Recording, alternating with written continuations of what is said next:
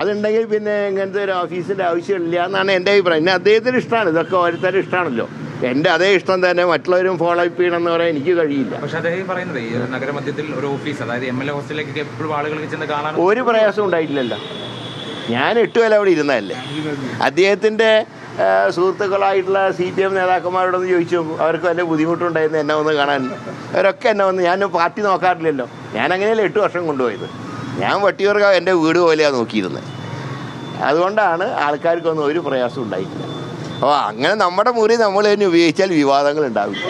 പിന്നെ കൗൺസിലർമാർക്ക് ഒരു കൊച്ചു മുറിയെങ്കിലും അവർക്ക് ഇരിക്കാൻ വേണ്ടേ, ഏത് കൗൺസിലറാണെങ്കിലും. പക്ഷേ ശബരിനാഥ് ഉൾപ്പെടെ ഞങ്ങൾക്കും ഉണ്ടല്ലോ 19 കൗൺസിലർമാർ, അവർക്ക് ഇരിക്കണ്ടേ.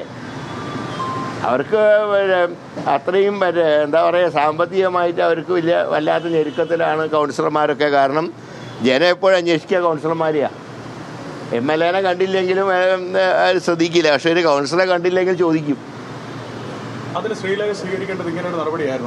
അല്ല, അതൊക്കെ അവരുടെ വഴി. അത് ഞാൻ കൗൺസിലറും MLA വഴക്ക് ഞാൻ തലയിടുന്നില്ല. ഞാനുള്ളപ്പോൾ ഒരു പ്രശ്നവും ഉണ്ടായിട്ടില്ല, അത്രേ എനിക്ക് പറയാൻ പറ്റും.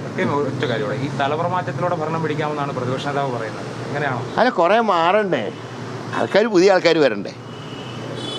ജനവിപ്രതാണ് കോർപ്പറേഷനിലൊക്കെ ഞങ്ങൾ നിർത്തിയതിൽ മഹാഭൂരിപക്ഷം ചെറുപ്പക്കാർ ജയിച്ചു വന്നില്ലേ. അത് മാറണം, കുറേ കഴിയുമ്പോൾ എല്ലാവരും മാറണ്ടേ.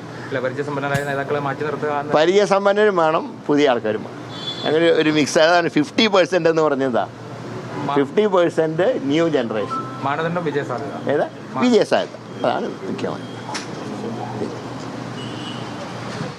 തിരുവനന്തപുരത്ത് K. മുരളീധരൻ മാധ്യമപ്രവർത്തകരോട് സംസാരിക്കുകയായിരുന്നു. പ്രധാനമായിട്ടും ശ്രീലേഖ VK പ്രശാന്ത് ആ വാടക മുറി സംബന്ധിച്ചാണ്, ഓഫീസ് മുറി സംബന്ധിച്ചുള്ള പ്രതികരണമാണ് അദ്ദേഹത്തിൻ്റെ ഭാഗത്തുണ്ടായത്. അദ്ദേഹം അക്കാര്യത്തിൽ ഞാൻ തലയിടുന്നില്ല എന്ന് പറഞ്ഞെങ്കിലും നേരത്തെ KS ശബരിനാഥൻ മുന്നോട്ട് വെച്ച അഭിപ്രായത്തോടൊപ്പം തന്നെയാണ് കോൺഗ്രസ് ആ നിലക്ക് VK പ്രശാന്ത് ഇക്കാര്യത്തിൽ തിരുത്തലുണ്ടാക്കട്ടെ എന്നൊരു അഭിപ്രായമാണ് മുന്നോട്ട് വെക്കുന്നത് എന്ന് വേണം മനസ്സിലാക്കാൻ.